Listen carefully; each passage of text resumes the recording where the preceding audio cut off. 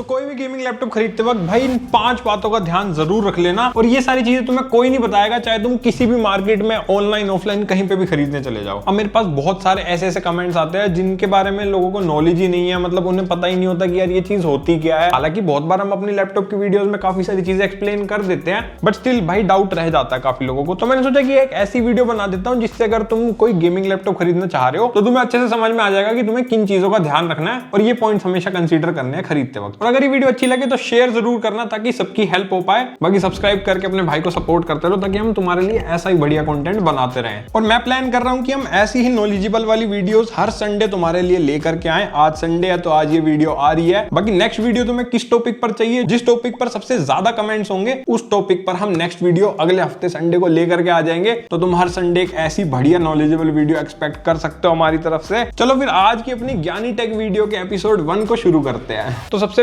पहली चीज जो तुम्हें कंसीडर करनी है वो है मक स्विच। आई नो काफी लोगों को ये नाम नया लग रहा होगा, बट जो लोग हमारे रेगुलर व्यूअर्स हैं उनको पता होगा कि मक स्विच क्या होता है। गेमिंग लैपटॉप्स में जनरली ये दिया जाता है और इसका काम ये होता है कि लैपटॉप का जो डिस्प्ले आउटपुट है उसको iGPU से डेडिकेटेड ग्राफिक कार्ड पे शिफ्ट करना। iGPU का मतलब होता है जो इंटीग्रेटेड ग्राफिक्स होते हैं वो। गेमिंग लैपटॉप्स में हमें 2 तरह के ग्राफिक कार्ड मिलते हैं ना, एक अपना इंटीग्रेटेड वाला हो गया और एक जो डेडिकेटेड मिलता है जैसे कि RTX 2050, 3050, 4050, 5050 ऐसे बहुत सारे आते हैं, पता ही होगा तुम्हें। अब ये होना इसीलिए जरूरी है क्योंकि अगर तुम्हें परफॉर्मेंस चाहिए, एक डेडिकेटेड गेमिंग लैपटॉप ले रहे हो तुम जिसमें प्रोडक्टिविटी करते हो या फिर कोई गेमिंग वगैरह करना चाहते हो, तो डेडिकेटेड ग्राफिक कार्ड पे जब डिस्प्ले आउटपुट हमें मिलेगा तो ज्यादा बेटर परफॉर्मेंस मिलती है क्योंकि उस वक्त पे जो डिस्प्ले के ऊपर सारी चीजें तुम्हें शो होती हैं वो सारी डेडिकेटेड ग्राफिक कार्ड में प्रोसेस हो रही होती है रेदर देन अपने प्रोसेसर पे। एंड ऑब्वियसली भाई ग्राफिक्स जो है वो ग्राफिक कार्ड जब देगा तभी तो बढ़िया आएंगे। और बहुत सारे बजट गेमिंग लैपटॉप्स में ये चीज नहीं आती है, बट कुछ गेमिंग लैपटॉप में जनरली ये चीज हमें मिलती है और हर वीडियो में हम तो भाई कवर करते हैं, बट बाकी पता नहीं मार्केट में तुम्हें कोई ये चीज बताएगा या नहीं, तो चेक जरूर कर लिया करना। हर गेमिंग लैपटॉप में एक उनका डेडिकेटेड सॉफ्टवेयर होता है गेमिंग के लिए, जैसे कि HP के लैपटॉप में ओमन गेमिंग हब, Asus के लैपटॉप में आर्मरी क्रेट और ऐसे अलग अलग सॉफ्टवेयर होते हैं, तो उसके अंदर ही तुम्हें शो कर देगा। या फिर बायोस में जाके भी चेक कर सकते हो। डिटेल में जानकारी लेनी है तो गूगल पे एक बार सर्च कर लेना, तुम्हें सारी एकदम proper step by step guide मिल जाएगी। इस वीडियो में ये चीजें बताने बैठा तो बहुत लंबी चली जाएगी, बट मक स्विच होना चाहिए गेमिंग लैपटॉप में। अगर तुम अच्छे खासे पैसे लगा रहे हो ना, लाइक 1 लाख या 1 लाख से ऊपर का कोई गेमिंग लैपटॉप ले रहे हो, तो ये चीज जरूर देखना कि मक स्विच उसमें होना ही चाहिए, वरना परफॉर्मेंस में मजा नहीं आएगा। सेकंड चीज अपनी डिस्प्ले बहुत लोग नोटिस तो करते हैं पर उसके अंदर एक हिडन चीज होती है जो बहुत लोग इग्नोर कर देते हैं, जिसको हम कहते हैं कलर गैमेट। डिस्प्ले का साइज देख लिया, रिफ्रेश रेट देख लिया, सारी चीजें देख ली, बट अगर तुमने कलर गैमेट पे नोटिस नहीं करा कि उस लैपटॉप की जो डिस्प्ले है उसमें कलर स्पेस कितना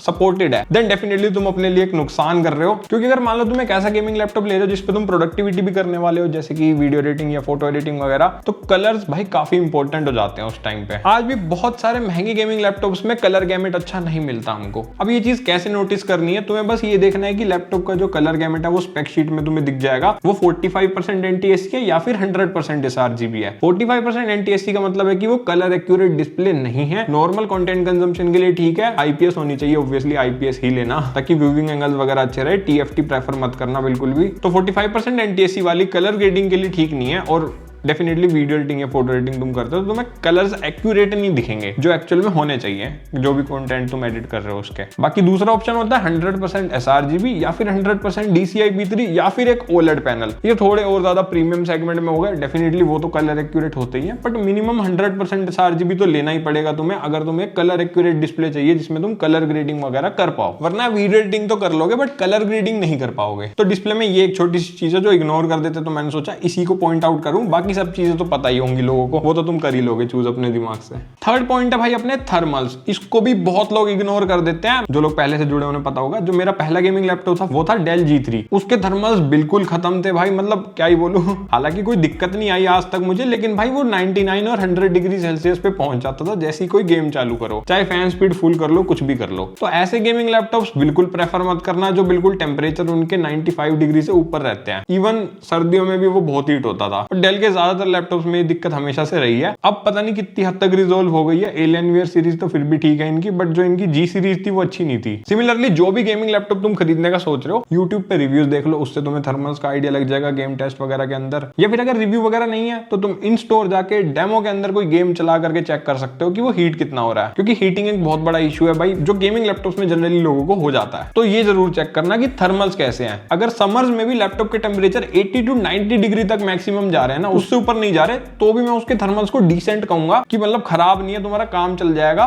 बट प्रेफर करना कि 70 से लेकर के 85 डिग्री तक की रेंज में उसके टेम्परेचर जाएं अगर कोई हैवी टास्क हम करते हैं तो, क्योंकि उतने तो यार जाते हैं लैपटॉप्स में। पीसी थोड़ी है जो 50 डिग्री पे रहेगा, तो ये चीज भी थोड़ी ध्यान में रखना। फोर्थ पॉइंट इज भाई हमारी बिल्ड क्वालिटी। बिल्ड क्वालिटी भी बहुत लोग इग्नोर कर देते हैं, ज्यादा अच्छे से चेक नहीं करते हैं, क्योंकि ज्यादातर ना जो गेमिंग लैपटॉप्स हैं वो पॉलीकार्बोनेट बिल्ड में आते हैं। मेटल बिल्ड के बहुत ही रेयर लैपटॉप्स मिलते हैं, और जो मिलते हैं वो काफी महंगे होते हैं। अगर मेटल बिल्ड है तो कोई टेंशन ही नहीं, फिर तो बिल्ड क्वालिटी तुम्हें सॉलिड ही मिलेगी। बट अगर पॉलीकार्बोनेट का लैपटॉप है ना, तो एक तो तुम्हें उसकी क्वालिटी चेक करनी है कि वो है कैसा, मतलब पतला सा है प्लास्टिक या फिर मोटा और बढ़िया हार्ड क्वालिटी का यूज कर रखा है। हम हर वीडियो में फ्लेक्स चेक करके दिखाते हैं, तुम खुद भी ये चीज चेक कर सकते हो किसी लैपटॉप के अंदर। हिंजेस को चेक कर लिया करो, एक हाथ से ओपन करके चेक कर लिया करो कि वेट डिस्ट्रीब्यूशन कैसा है, एंड वोबलिंग भी चेक कर लिया करो। उससे ना पता चल जाएगा कि लैपटॉप ऐसी डिस्प्ले ऐसे हिलती तो नहीं रहती, क्योंकि अगर ऐसे वोबलिंग ज्यादा करेगा ना तो हिंजेस खराब होने का खतरा थोड़ा ज्यादा रहता है। बट अगर तुम केयरफुली यूज करो तो कोई दिक्कत नहीं आती। तो ये 2-3 चीजें हैं जो तुम्हें ध्यान रखनी है। अगर ये चीजें परफेक्ट है ना किसी लैपटॉप में, तो उसकी बिल्ड क्वालिटी काफी लंबे समय तक बढ़िया चलेगी और कोई इश्यू तुम्हें जल्दी से नहीं आएगा। अदरवाइज जल्दी आने के चांसेस है, डिपेंड करता है कि तुम यूज कैसे करते हो। ऑब्वियसली अगर तुम एक अच्छे लैपटॉप को भी बेकार तरीके से यूज करोगे तो फिर तो क्या ही है। पर ये थोड़ा ध्यान रखने वाली चीजें तो मैंने सोचा बता देते हैं। फिफ्थ पॉइंट इज भाई अपने बेंचमार्क्स। इसके बाद एक बोनस पॉइंट भी बताऊंगा तुम्हें। अब बेंचमार्क्स भाई देखो, खरीदने से पहले तो तुम पता नहीं कर सकते, बट यूट्यूब पर ना आजकल हर लैपटॉप के रिव्यूज अवेलेबल हो जाते हैं। हम भी बहुत लैपटॉप्स की कोशिश करते हैं, रिव्यू बनाते रहते हैं भाई, तो सब्सक्राइब कर लो अगर तुम्हें पसंद है ये चीज देखना। और हमारे लैपटॉप के बेंचमार्क्स दिखाते हैं और बताते हैं कि लैपटॉप की परफॉर्मेंस कैसी है, अप टू द मार्क है या फिर नहीं। तो वो चीज तुम रिव्यूज से चेक कर सकते हो। बट अगर तुम्हें कोई लैपटॉप ऐसा है जिसके रिव्यूज नहीं है अवेलेबल, तो ऑनलाइन भी ब्लॉग्स वगैरह कहीं ना कहीं जाके तुम चेक कर सकते हो। आजकल बहुत सारे रिसोर्सेज है, पता चल जाता है कि लैपटॉप जिस परफॉर्मेंस के लिए बना है उतने लेवल की परफॉर्मेंस वो निकालता है या फिर नहीं। ये चीज इसलिए जरूरी है कि मान लो भाई अगर तुम गेमिंग करने वाले हो या कोई प्रोडक्टिविटी वाले काम करने वाले हो, कोई भी हैवी टास्क तुम करने वाले हो, क्योंकि तभी तो तुम एक गेमिंग लैपटॉप ले रहे हो ना, वो चीज हो भी पाएगी उसमें या फिर नहीं। तो बेंचमार्क्स पे भी ध्यान दिया करो। हम हर वीडियो में इसीलिए दिखाते हैं। बहुत लोग स्किप कर देते हैं, मुझे पता है, उनको लगता है हमारे काम की चीज नहीं है। भाई बहुत काम की चीज है, परफॉर्मेंस तो वही बता रही है ना हर चीज की। तो बेंचमार्क्स को भी तुम ऑनलाइन चेक कर लेना उस लैपटॉप के, और फिर तुम अपना डिसीजन बनाना है कि हाँ भाई ये लैपटॉप परफॉर्मेंस अपनी अच्छी निकाल रहा है तो लेना चाहिए या नहीं, उससे तुम्हें क्लियर हो जाएगा। तो इसलिए मैंने ना जनरलाइज वाले सारे पॉइंट्स इग्नोर कर दिए। जो ऐसे पॉइंट्स है ना जिसको लोग इग्नोर करते हैं, सिर्फ वही मैंने इस वीडियो के लिए उठाए थे। और एक और सबसे बड़ा पॉइंट जो हमारा बोनस पॉइंट है जिसको सब इग्नोर करते हैं, वो है जीपीयू की टीजीपी। टीजीपी का मतलब होता है कि जो मैक्सिमम पावर हमारा ग्राफिक कार्ड सपोर्ट करता है। सपोर्ट से मेरा मतलब है कि जो वो पावर कंज्यूम कर सकता है अडेप्टर के थ्रू, जो तुम्हें डिलीवर करके फिर परफॉर्मेंस निकाल के देगा। अब जो भी लैपटॉप के जो पावर अडेप्टर्स होते हैं उनके थ्रू हमारे ग्राफिक कार्ड को पावर जाती है, और फिर वो पावर यूज करके हमें रिजल्ट निकाल के देता है जो भी हम काम उस पर करते हैं उसके अकॉर्डिंग। सेम चीज पीसी के अंदर भी होती है कि पावर मैक्सिमम कितनी कंज्यूम करेगा वो। ठीक है, आसान भाषा में बता रहा हूं, ज्यादा टेक्निकल नहीं हो रहा मैं जान के।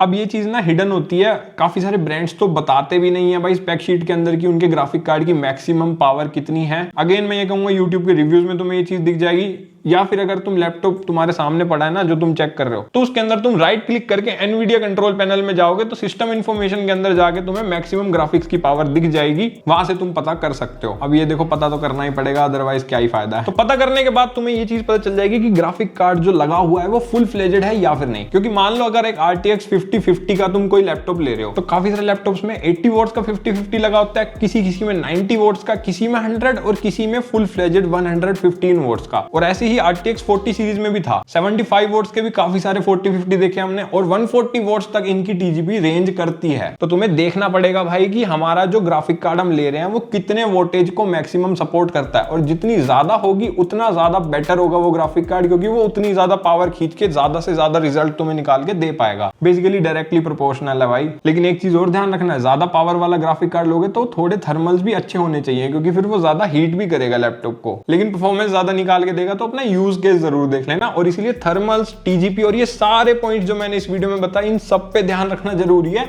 वरना बात नहीं बनेगी। बाकी हमने ऐसे ही और बढ़िया नॉलेजेबल वीडियोस काफी सारी बना रखी है, तो यहाँ पर तुम उन वीडियोस को चेकआउट कर सकते हो। और ये वीडियो अच्छी लगी हो तो शेयर जरूर करना अपने दोस्तों के साथ, ताकि उन्हें भी हेल्प हो पाए। और लाइक सब्सक्राइब करके जाना, ताकि हम ऐसे ही कंटेंट बनाते रहे, मोटिवेशन मिलती है भाई हमें। बाकी डिस्क्रिप्शन में मैं कुछ बढ़िया लैपटॉप्स के लिंक दे दूंगा जो तुम प्रेफर कर सकते हो, तो उन्हें जरा चेकआउट कर लेना। बाकी हम मिलेंगे किसी अगली वीडियो में, तब तक के लिए बाय बाय।